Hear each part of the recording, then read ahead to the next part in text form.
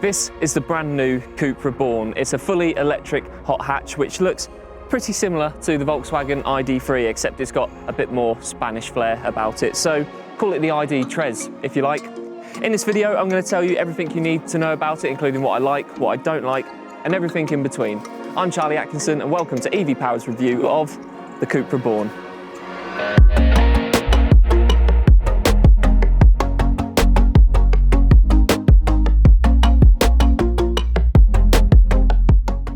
As you can see, the comparisons to the ID.3 start by just looking at it really. It's got the exact same height, width and body shape, but there are a few subtle differences.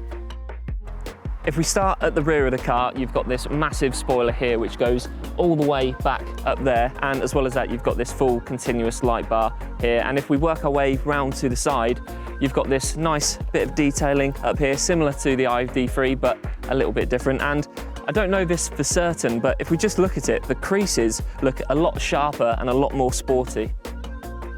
Now, if we work our way to the front of the car, this is where you'll see the main differences to the Volkswagen ID.3, because as you can see, it's got a lot more going on with this fake grille down here and all this copper detailing. And I've got to say, I really like the design of the Cupra Born. I always thought the ID.3 was a bit friendly and a bit bubble car-like, but this has got much more flair and exuberance about it, and it looks a lot angrier, which is probably what you want from a sportier version of the ID.3. On the subject of this being a sportier version to the ID.3, let's talk about the battery. And now I am going to have to read off my phone here because there's no way I'm going to remember all of this, so just bear with me. So, the Cupra Born V3 line that we're driving today is the top of the line model, which comes with a 58 kilowatt-hour battery which pumps out 230 brake horsepower and delivers a range of about 270 miles officially. There are options for a larger 77 kilowatt-hour battery which will give you a little bit more power but will be a bit more expensive, with that coming just under £42,000. So it probably isn't worth it, especially when considering the price. You will lose other elements such as the middle seat in the back, as that's where the extra space for the battery has to go.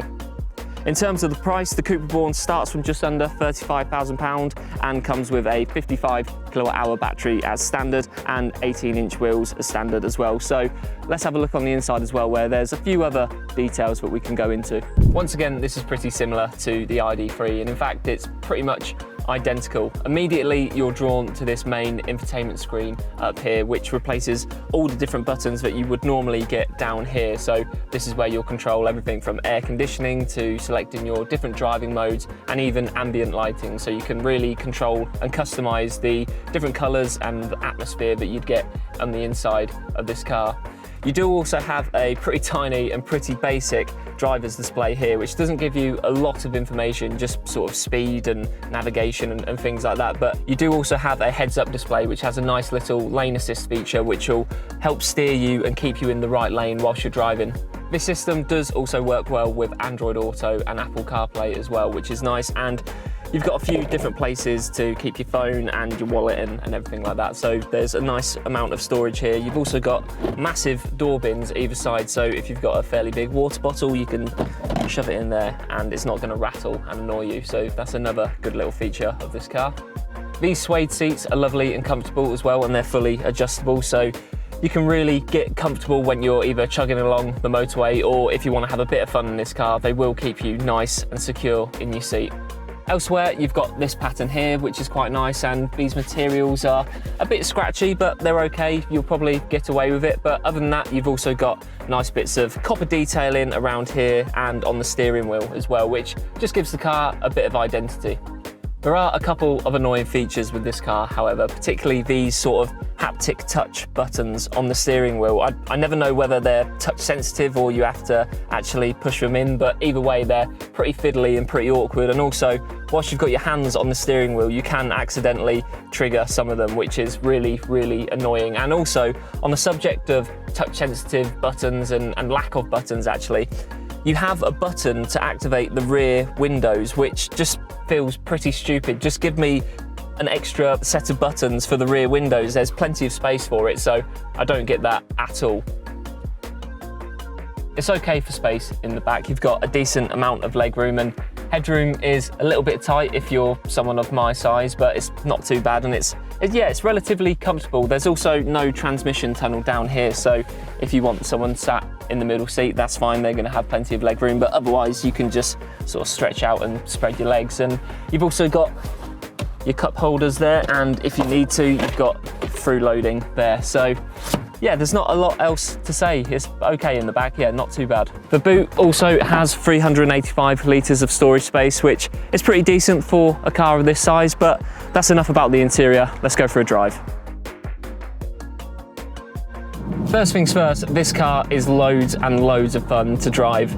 Standard models only have a 0 to 60 time of 7.3 seconds, but this top of the range model that we're driving today has a 0 to 60 time of 6.6 seconds. But even still, that feels pretty slow compared to how it actually feels to drive, because this thing is deceptively quick, and it definitely feels a lot more sporty than the ID.3, which is probably a good thing considering this is the sportier version to the ID.3. It's got a nice amount of poke to it, but more than that, it's more about the experience you get whilst driving this thing. The steering's nice and light, so you have loads of control over it, and even when you're chucking it into corners, it feels really glued to the road. So whenever you get the chance, you really can have a lot of fun behind the wheel of this car. For a relatively small car as well, this thing seems to cope with any sort of bump, pothole or uneven surface. So wherever you're driving, whether you're just bombing down a little country lane or nipping into town or chugging down the motorway, 9 times out of 10 you're going to feel pretty relaxed and pretty comfortable. Now, I did just want to talk about range for a moment, because I know we said earlier that this car has an official range of 270 miles, but I've done a fair few miles in the Cupra Born, and on a full charge I got just under 220 miles, which isn't too bad of a drop off really. So when you consider that this car is loads of fun to drive and you can chuck it about, and don't get me wrong, I haven't been driving this car very conservatively at all, so for 220 miles to have a car which is loads and loads of fun to drive and is perfect going in town, or like I said, down country lanes, or just sitting on the motorway for an hour or so, 220 miles is a pretty decent range. I'm quite happy with that. The Cupra Born does have a form of regen braking, and you can activate that by flicking the gear selector up into B mode, but it's more of a suggestion of regen braking, and it's not going to bring you to a complete and utter stop, and I'll be honest, if anything, it's non-existent. So unfortunately that does mean one pedal driving is out of the window. One thing to mention is that it is quite noisy in this car. You do get a lot of wind noise and a lot of road noise as well, and occasionally you will hear your brakes squeaking, and as well as that, you will at low speeds get that whirring from the battery as well. So don't get me wrong, it's not the end of the world, but if you're looking for that truly silent driving experience that you expect from an electric car, you're not going to get it with the Cupra Born, unfortunately. To be fair to Cupra, this car does exactly what it says on the tin. It's a really fun electric hot hatch which has a really decent range, and it's also really comfortable on the inside, and it's got a great infotainment system and loads of tech as well. So it matches up perfectly well with the ID.3, but it gives you that extra bit of performance which is just going to put a bit of a smile on your face. There's so much to like about the Cupra Born, and I was really excited to get my hands on it, and I'm just so glad it didn't disappoint. It's got a great look, it's got a lovely interior with only a couple of annoying features, but overall it's just bags and bags of fun to drive. If you're looking for a normal everyday electric car that looks the part, has a nice practical range, and above all else is really fun to drive, then it's kind of hard to argue with the Cupra Born. Now, there are similar priced electric cars out there which are probably a bit quicker and have a better range, but for me, the Cupra Born gets a thumbs up. That's all for this video. If you liked it, then please do drop us a like, and remember to subscribe as well. For more electric car reviews like this, you can head over to our channel, and also for daily news coverage, features and much more, you can also head over to evpowered.co.uk. Thanks once again for watching, and we'll see you on the next video.